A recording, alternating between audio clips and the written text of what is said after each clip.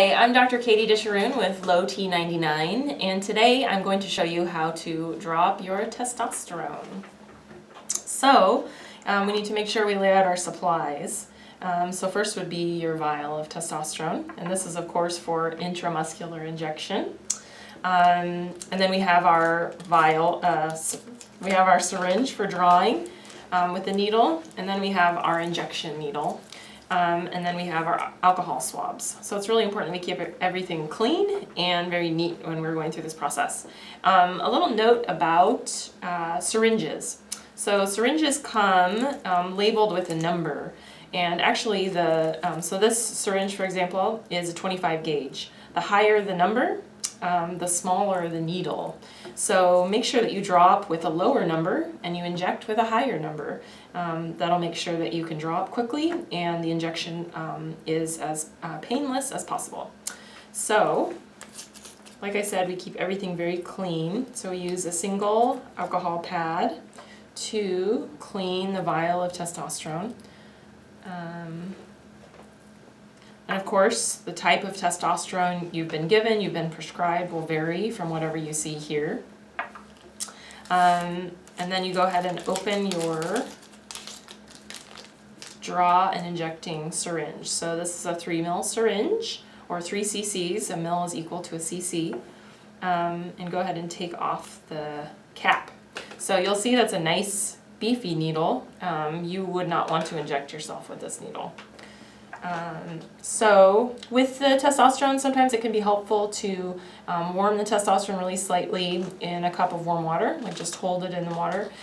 Because testosterone is in a carrier oil, sometimes the viscosity is high, like it can be quite thick and difficult to draw up. So if that's the case, if it's a little bit cool, just go ahead and warm it up in some warm water or your hand. Typically, so the amount that you drop, of course, will vary depending on your physician's prescription, but injecting, so drawing back on the syringe about 1 ml before you inject is a good idea. So go ahead and inject that air into the vial, and that's just because there's some pressure in this vial, and that helps relieve some of that pressure. And then you have the testosterone vial upside down and your syringe underneath the surface of the oil to make sure you're only getting testosterone, not air. And you go ahead and draw back however much you're prescribed by your physician. So making sure that you pay really close attention to these tiny marker lines on the syringe.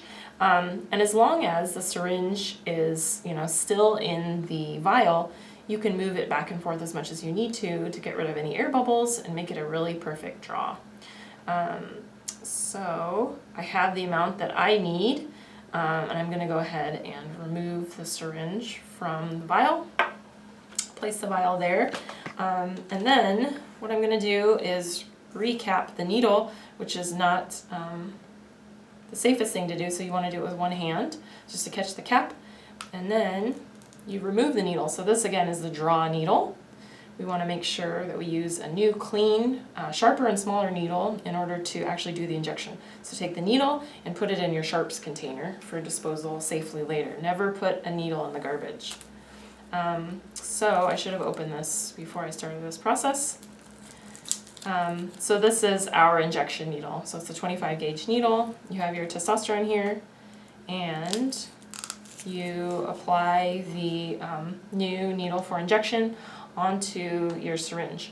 And then you are now ready to actually inject the testosterone into your muscle, which we will go over on another video.